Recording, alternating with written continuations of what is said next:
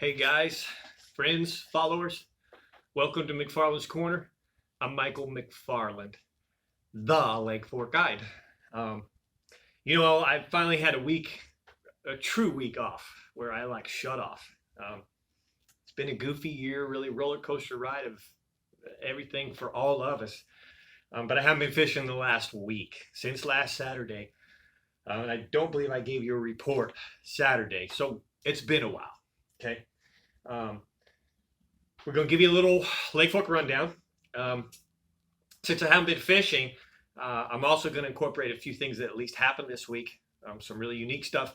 And with all this rain, the lake has changed quite a bit, I'm certain. I go back to fishing tomorrow, so I'm going to talk about what I expect and the changes that I've already made in preparation for fall fishing, okay, early fall fishing, okay. The first thing is, before we talk about the lake and the fishing, the conditions and things like that, if you follow me on Facebook, Mike McFarland, and or my business page, the Lake Fork Adventures Guide Service, the Lake Fork Adventures Guide Service. My personal page, I can't accept any new friends. The business page most certainly can.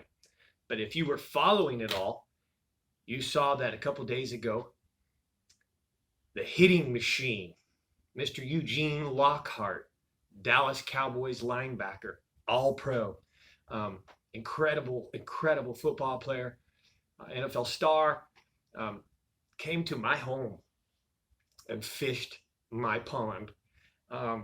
He bass fished for about a half an hour and lost a big one, but he really wanted to catch catfish, which was pretty unique. And let me tell you, he sure did. He filled a cooler, I think, twice with some really big catfish, beautiful 3, 4, 5 pound channel catfish. And he had an absolute ball. So did I. He left me with a autographed picture that says, Mike, you're the best, and fisherman of men, and God bless Eugene Lockhart, all-pro Cowboys, the hit machine. He came back yesterday and he told me that he's ordered me a football and a jersey. And so with that being said, I want to let you all know that there will be an upcoming fishing show on Lake Fork with myself and NFL all-star player Eugene Lockhart. So in the next probably few weeks to a month, I will schedule a date with him, bring out one of my best friends and great camera crew man, Joe Coker, and we will film the day with Eugene and I, and it's going to be pretty unique. So watch for that. That just happened. All right. This week. So since I haven't been fishing, there's not a lot of information. Bear with me. I'm going to be back to fishing tomorrow and a very busy few weeks, so you get some good information. Rain, and more rain. I thought we got enough rain to completely fill everything up. We probably did. We got like 5 inches of rain. Well, around here, two things. Number one, the ground was very, very dry. And number two, everybody has ponds. So the ground has to get wet enough and the ponds have to fill up first. Then they drain into Lake Fork. So we didn't get the Lake Fork level as much, but it did come up since we talked last. Okay, 40134 is where we talked last. It's 40164, 3 full inches. Okay, maybe just a tad more because we're to not quite to 12ths inches. They're in 12ths. This is in tenths over here, or hundreds. So in essence, 3 good inches of fresh, cool water. It's not too cold. I haven't been fishing, so I don't know water temperatures. I'm going to guess that they probably cooled down a few degrees, probably lower 80s, upper 70s.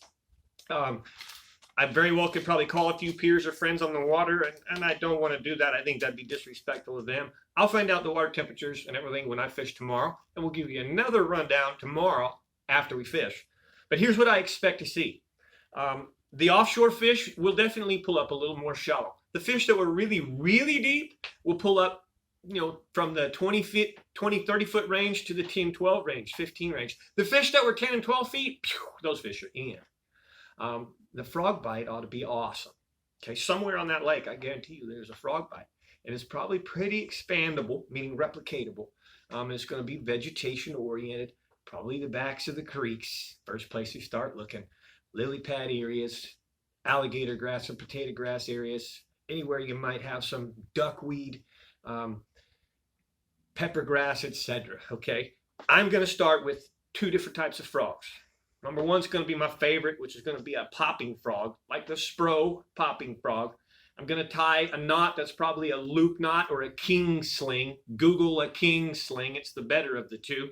That lets this bait walk a little easier. I don't want to just pop it. I want to walk it. I want to throw it in the junk and try and walk it in place. If I want a bait that's moving, okay, then I'm going to go to the buzz type. All right, there's all different types of buzz frogs. One of my favorites is probably just a Zoom horny toad. It's real easy. It has those speed craw tails, and you got to move it pretty fast. The fish basically, they got to hit it or forget it. All right, the popping frog can antagonize them. I can put that in place and leave it in place, or at least in a short distance, really leave it for a long time, walking it, where this is going to be a moving bait, much like a buzz bait. Okay, it's a buzz frog. All right, I throw those on rods that we haven't talked about before. Not really.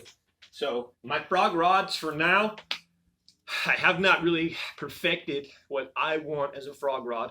The Bushido blank will be the blank, and real-time rods will be the maker, the assembler.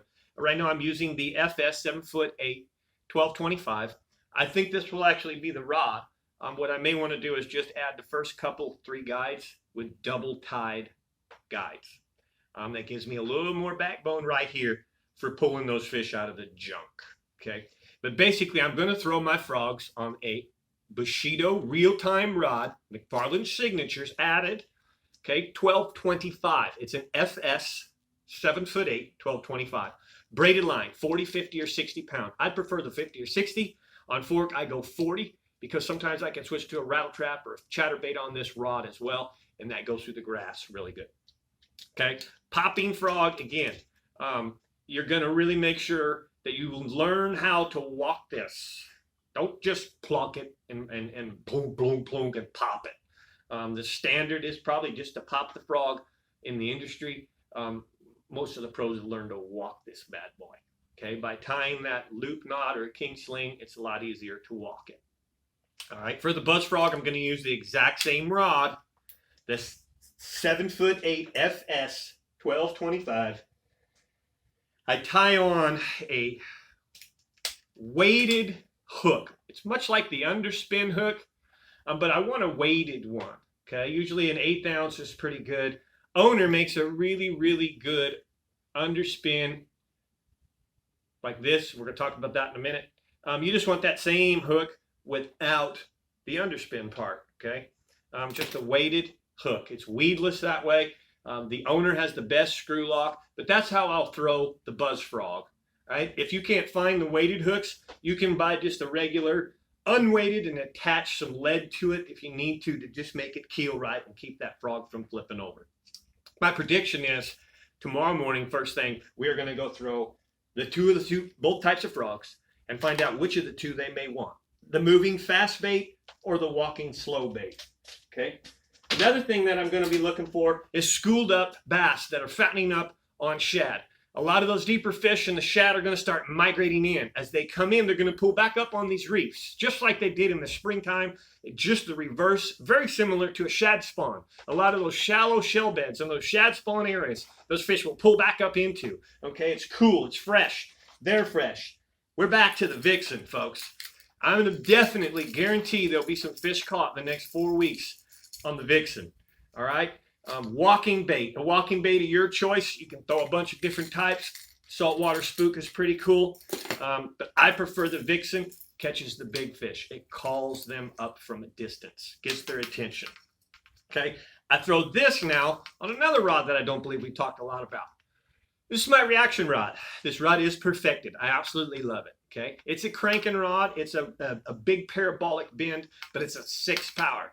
Okay, it's a CB 7'10", real-time rods, 1530. I'm going to throw 20-pound monofilament for that and or braid. Anytime I'm top water, it's a monofilament or braid, no fluorocarbon.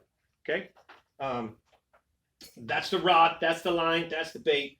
The reels that I'm throwing are pretty much always the same. It's going to be a Daiwa Taptula, either the 150 series with a 6.3, 7.1, or 8.1, depending on what I'm doing. The 6.3 being the slowest. Most of these reaction rods are 6.3. Okay, 6.3 gear ratio. Stay with me. I know I'm talking fast. It's because this is going to be a really long rundown, and I don't want it to be too long. I want to keep your attention. Another bait that I really predict, there's no ifs, ands, or buts that I'll be throwing the next several weeks, probably 4, 5, 6 weeks. As the shad move back in the backwaters, is the underspin, okay, excuse me, in 2 sizes. I want the large size, which I believe this is like a 5 or a 6 odd, maybe even a 7 odd, and then the small size, which is a 4 odd, 3 and 4 odd, okay? But I'm going to throw the 5-inch Smash Tech Smash Tail, okay? And the 3-inch Smash Tail Junior. It doesn't matter what you use. You can use a wide variety of these. Swinging Impact makes it, there's a bunch of them. The main key is that I actually want the boot tail on this, right? I want 2 sizes, boot tail. I usually go just white, standard white, pearl white, maybe ice white, but I try and stay simple. Again, I'm throwing this on my reaction rod, my big power rod. This is a really cool deal now, okay? This is a 6 power rod that's made for 15 to 30 pound test line and will handle a giant fish time and time again. I'm throwing a very reasonably large bait, you would call this, okay? On a pretty good size 6 and 7 odd hook, weighted. It throws really, really well, all right? 20 pound fluorocarbon, 20 pound mono, okay? I can cut that bait off and tie the little one on, the same exact rod, without making any changes to the reel whatsoever. It will still perform exactly the same. It's an amazing, amazing outfit that Real Time Rods has helped me design over the past several years. We have accomplished, first of all, Real Time Rods makes the best equipment that I've ever used. The assembly is awesome. You can customize your own things, your own tweaks, where you want the reel seat, what types and blah, blah, blah, colors and wraps and guide choices. But we have perfected these rods. And I'm going to tell you what, the ability to have one rod that can cast a larger profile bait, even if it was a spinner bait, which is another bait I'll throw here in the fall, or a chatterbait, jackhammer chatterbait, right? Santone got 5. If you're fishing tournaments and ain't throwing the got 5, you're missing out, especially in the fall. But this one rod can throw all of those different baits, both the large sizes and the small sizes, okay? Now I'm going to show you a real cool trick. When I get these underspins, I really prefer to have the owners, and the reason being, I will need my glasses, but they have a pin on that screw lock, okay? It makes it real easy for you to thread this on, all right? I want you to take the pin this way, push your pin first, then turn it upside down and let gravity take over once you start to screw it on. And that way it screws itself perfectly center all the way, okay? And you'll push it through and expose the hook. That means push it all the way through to the other side, squeeze and pinch the hook back into the plastic, and there it goes. So whether it's a small rig or the big rig, my FS 7'10" 1530 does the job, okay? And another prediction, there's no doubt I'm gonna be catching fish on that the next several weeks. We'll tell you tomorrow which of this comes together, all right? Topwaters, again, there's gonna be a topwater bite. A lot of that bait I'm gonna be throwing 2 different things too. I'm gonna be looking for that shad. I'm gonna be throwing my vixen, and I'm gonna be throwing a whopper plopper, okay? A whopper plopper, after all that rain, is an awesome bait. A lot of times that cool water will get those bass just roaming and searching, and they're really on the hunt for anything. It's been a long, hot summer, and now all of a sudden there's cool, fresh water, and everything's cooling down. They come across snakes, squirrels, baby ducks. A bass is a killer, and it will eat stuff like that. So that whopper plopper right there just could get your arm ripped off, okay? A couple of my favorite topwaters I already showed you in the fall. Saltwater spook, the vixen. I love the grays, okay? For some reason the bait tends to be kind of more of a grayish color. And finally, the popper. All right, if you're throwing a popper in the fall, I want a feather on it. In the fall, I want a feather. There's schooling bass chasing a lot of bait. You have a lot of injured bait. You have a lot of bait that's fresh and moving, and you got a lot of bait that's bits and pieces and falling. So there's multiple ways that you can catch fish. But whatever, all that injured bait and feathers go together. All right. I think I've kind of talked about everything. I hope I covered what I wanted to cover in this little rundown. I know it's a little longer rundown. I'm going to be fishing tomorrow, a full day trip. So when I come home tomorrow, I will give you an official report of how the day was, what I saw, what to expect for the next probably week. And I appreciate y'all. Thumbs up if you enjoyed it.